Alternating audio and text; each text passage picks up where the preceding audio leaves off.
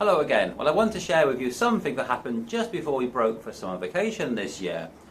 In one of our elementary classes, we were looking at the five senses, the five senses of sight, smell, taste, touch and hearing.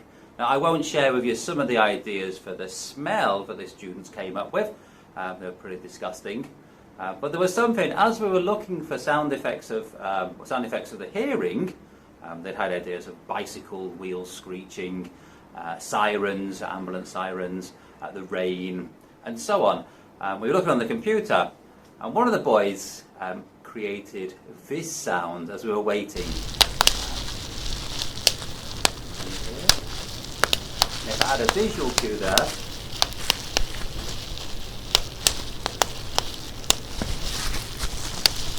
Okay, what does it sound like? Yes, it sounds like a crackling fire. But actually, it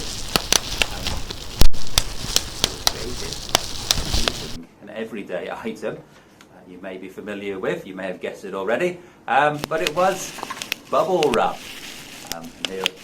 Here are the two students in the class making that sound, as you can see.